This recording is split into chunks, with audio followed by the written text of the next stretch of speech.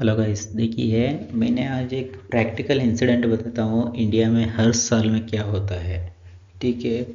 अभी हमारा private projects में क्या होता है, कैलकुलेशन थोड़ा सही से होता है, मतलब यहाँ का कंसल्टेंट को है ना प्रॉपर रिस्क रहता है थोड़ा, इसलिए ये लोग अच्छा से कैलकुलेशन किया रहता है। बट यही गवर्नमेंट प्रोजेक्ट में क्या होता है, उतना ज़्यादा क्वालिटी नहीं होता है, मतलब वो देखने वाला चीज़ नहीं रहता है ना कोई। इसी कारण ये लोग क्या है, बहुत गलत कैलकुलेशन कर लेता है हर बार। ठीक है। क्योंकि देखिए इधर इंडिया में ना हर साल 13 लाख ट्रांसफार्मर है ना फेल हो जाता है। क्योंकि इसका रीज़न सिंपली है, देखिए इधर ये लोग खुद मेंशन किया है, ओवरलोडिंग है, पुअर अर्थिंग है, इम्प्रॉपर फ्यूज कोऑर्डिनेशन, ऐसा है ना सिंपली रीज़न बताते हैं। बट इसमें ना ऐसा रीज़न नहीं रहता। ये लोग पहली बात है ना, डिमांड फैक्टर को अप्लाई नहीं किया रहता है, डी रेटिंग फैक्टर को अप्लाई नहीं किया रहता है, फ्यूचर एक्सपेंशन को ऐड नहीं किया रहता है। ठीक है।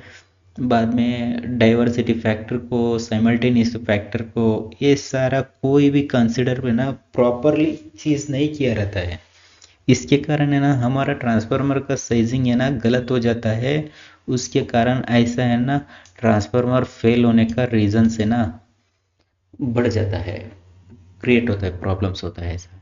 इससे क्या, अभी देखिए चुप से है ना ये लोग क्या है, थोड़ा अभी 250 kVA का ट्रांसफार्मर हमारा कैलकुलेशन में आ रहा है तो है ना, उसको है ना ये लोग 500 डाल देते हैं, नहीं तो 200 डाल देते हैं। ठीक है। ऐसा कोई ना कोई मनमानी एक एक डाल देता है, फिर भी करता है, उतना एक्चुअली नहीं हो जाता है गवर्नमेंट प्रोजेक्ट में। ठीक है। अभी देखिए 250 kVA का जगह पे हम लोग 500 kVA का डालेगा तो क्या होता है उसका है ना, वो पहला उसका ट्रांसफार्मर का साइज ओवर साइज हो जाता है। उससे है ना हमारा कॉस्ट बढ़ता है, उसके साथ हमारा केबल बढ़ जाता है, और उसके साथ पैनल का साइजिंग बढ़ जाता है। ठीक है। और एक पांचवी चीज़ उसका है ना, परफॉर्मेंस है ना डाउन हो जाता है। ठीक है। मतलब वे प्रॉपर, मतलब कोई भी ट्रांसफार्मर को हम है ना 80-90% लोड में ना ऑपरेट करना चाहिए। 40-50-60 में वो ऑपरेट करेगा तो है ना उसका परफॉर्मेंस है ना डाउन हो जाता है। ठीक है।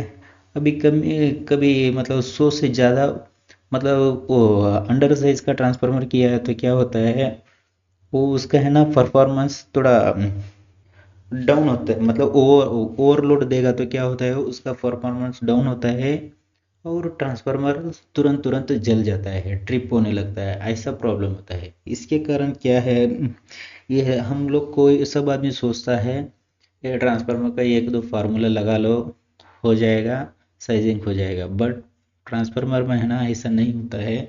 ये बहुत इंपॉर्टेंट चीज़ है कहाँ, क्योंकि ये हमारा main heart of the electrical system है।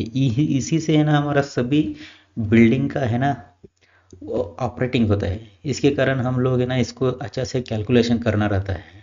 ठीक है। और ठीक है, ओके, थैंक यू। मैं भी डेली डेली इसके बारे में क्यों बता रहा हूँ, मतलब ये हमारा हार्ट ऑफ द सिस्टम है।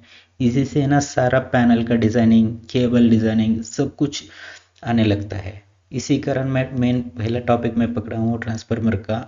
ठीक है। इसमें और भी डिटेल में बताते जा रहा हूँ, अभी थोड़ा दिन में ना आपको बहुत सारा क्लियर दे रहा हूँ, क्लियर इन्फॉर्मेशन। ठीक है। Thank you.